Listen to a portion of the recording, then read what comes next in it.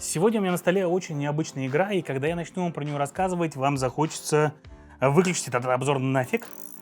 Но я не рекомендовал бы этого делать, если вам все-таки хочется узнать, что такого необычного, почему она оказалась у меня на столе, и как меня эта игра удивила.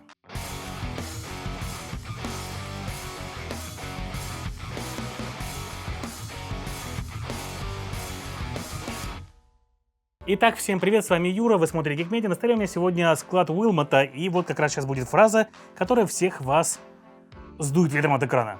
Это кооперативный пати-гейм, то есть игра для компаний на Memory. Я, честно говоря, сам, когда об этом услышал, очень офигел, и не хотел в нее играть, нас Димка в нее заставил погонять ее.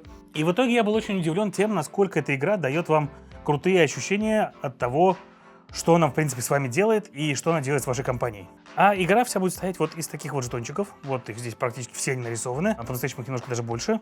А происходить это будет вот на таком игровом поле. Вот так вот. У вас будет 5 стопочек жетончиков. Вы будете управлять складом Уилмота. Эта игра по-настоящему основана на цифровой игре, которая называется Wilmot's Warehouse, где такой вот милаха Уилмот такой вот бегал по складу и складировал вещи в разных местах его, для того, чтобы потом, когда к нему придут клиенты, он успел быстренько все найти и все раздать, что нужно. И авторы игры в том числе участвовали и в создании настольной ее версии, но они пошли гораздо дальше и не стали переносить прямо чисто вот компьютерный цифровой видеоигровой опыт на стол, а сделали из нее игру для вечеринки или игру для компании и умудрились словить ту самую суть, которая нужна в этих играх. Ведь самая главная вещь вот в этих играх — это настроить коммуникации между людьми и сделать так, чтобы им за столом было весело. Даже если в игре плохие правила или какие-то неудачные компоненты, если она дарит людям эмоции, позволяет им друг с другом взаимодействовать, общаться, то обычно это бывает очень хороший пати-гейм. Но здесь все совпало, здесь компоненты очень неплохие, правила простые и понятные, и она дарит вам возможность повзаимодействовать друг с другом очень необычным способом. Давайте разбираться, что мы будем делать в игре Wilmot's Warehouse.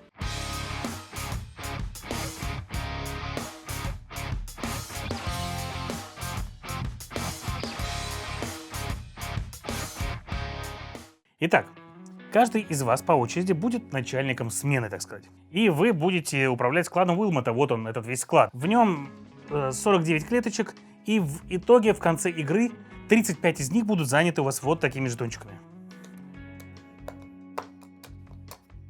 А делать вы будете абсолютно простую вещь. Вы начинаете в понедельник, заканчиваете в пятницу, и в пятницу у вас будет оценка вашей деятельности. Начиная с первого игрока, в свой ход он возьмет всего лишь один жетончик и покажет его всем игрокам.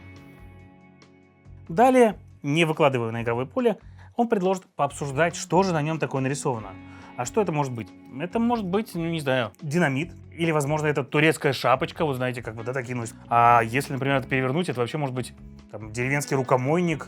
Ну, или, не знаю, если сделать вот так вот, может быть, что-то еще. То есть у каждого могут быть свои ассоциации на это. И первый тайл будет выложен вот сюда, но выкладывается он вот таким образом. После того, как вся команда определилась, что же это такое и с чем это едят, первый тайл будет выложен туда и открывается вторым игроком второй тайл. И уже будут обсуждать, что это такое. Что это такое? Это может быть, не знаю, может быть медаль, или может быть это человек как раз какой-то, может быть это футболист команды, а может быть это, не знаю, это может быть нога, толкающая мячик, или может быть это монетка около вашего носка, может быть что угодно. Но поскольку целью вашей игры будет запомнить, где что лежит, а сделать на 35 тайлах это невозможно просто так, игра вам сама говорит, как это делать. Вам нужно будет придумывать забавные истории, иногда глупые, иногда смешные, иногда похабные, может быть, иногда детские абсолютно, или даже абсолютно не увязанные, но при этом которые вам запомнятся. Для того, чтобы связать все тайлики, которые у вас есть на столе. И вот, например, мы помним, что это может быть шапочка вот этого турецкого мужчины, и мы подложим вот эту штуку сюда, и мы будем помнить, что у него на голове шапочка. И мы перевернем этот жетончик и положим его сюда. То есть мы помним, что у нас есть красная шапочка, и человек под ней, соответственно, этот человек ходит в шапочке, ребята, наша история началась. А третий игрок скрывает третий жетончик, и это может быть, что же это может быть? Это может быть замочная скважина, или это может быть фишка от настольной игры, может быть это какой-то кувшин, или что-то еще. И вот мы уже такие, это турецкий мужик, который будет нести кувшин в своей левой руке. То есть, ребята, вот у нас такая штука есть. И таким образом мы будем постепенно открывать, дадим ему в правую руку щит. Он будет перепрыгивать у нас через какие-то там шипы. И, в принципе, у него очень неприятный поросячий нос, но зато очень классные усы. И все это постепенно у нас будет открываться, закрываться, открываться, закрываться, открываться. И вся эта вещь даст нам достаточно много коммуникации. У каждого игрока будут свои идеи, как лучше увязать эту историю с тем, что уже лежит на игровом поле, и запомнить, стараться, что же здесь есть. Постепенно ваша история будет раскрываться вширь и вглубь, и, возможно, некоторые отдельные элементы будут у вас связываться с другими элементами, другими способами, не вкрапляясь в вашу общую историю. С другой стороны, у нас при одной из наших партий была очень крутая история, когда у нас было все завязано на том, что мы открыли тайлик, на котором был, что он показался, молоток, и мы решили, что это Тор. И вот он у нас путешествовал по миру, побеждал там Зевса, когда была молния и так далее. И даже так уже было все хорошо, но в игре есть специальные карточки. И начиная со второго дня, вы будете открывать по одной карточке на каждый день недели, а потом, соответственно, открывать новые 7 тайлов и так далее. И каждая эта карточка дает вам определенные условия на этот день. Вот, например, вот это будет говорить вам о том, что сегодня вы не можете разговаривать друг с другом, и вам придется объясняться жестами и звуками. Эта карточка разрешает. Вот эта карточка, например, скажет вам о том, что вы после каждого размещения тайлика будете переворачивать игровое поле против часовой стрелки или, например, по часовой стрелке. И вы уже приходите в некоторую путаницу, вам приходится запоминать немножко по-другому, как что было. Дальше, соответственно, у вас сегодня команда может общаться только односложными словами. И, например, вы запустите 2-минутный таймер, и вот все эти 7 тайлов вы обязаны разместить за эти 2 минуты.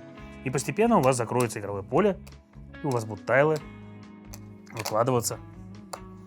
И их достаточно много, как вы понимаете. То есть запомнить все вот это вот будет непросто. Но игра говорит о том, в самих правилах своих, что вы удивитесь, насколько забавно и хорошо рассказанная история может вам помочь запомнить все это. И это действительно удивительно. Человеческий мозг очень интересная штука, и вы сможете доказать себе это, когда поиграете, что действительно вы, когда потом будете смотреть на эти тайлы, у вас постепенно будет раскрываться история. Вы же помните, что вот эта шапочка его, да, вот это мужик, что у него вот здесь вот усы, хотя я сказал это всего 1 секунду, а вот здесь у него противный свинячий нос, и здесь он несет с собой миплика или вазу, в зависимости от того, что вы тогда решили, да? А в другой руке у него щит, и он прыгает вот здесь вот через шипы. Вы это все прекрасно помните. Для чего вам это помнить? Я скажу для чего. Потому что в конце дня каждый игрок получит себе вот такую целую стопку карт. И этих карт гораздо больше, чем 35, которые вы выложили на игровое поле. Потому что в этом мешке по-настоящему гораздо больше тайлов. И каждому этому тайлу соответствует одна карта. И мы это все вот уберем, отложим. И вы запускаете таймер себе с 0 минут, 0 секунд вперед. И начинаете пролистывать срочно карточки, пытаясь вспомнить, где же что у вас лежало. Где что у вас было. Смотрите эти карточки, пытаетесь выложить. Вот он, щит у нас был у этого мужика вот здесь. Что же у нас еще, да? Вы смотрите, листаете. Вот эта шапочка, вот этот мужичок сам.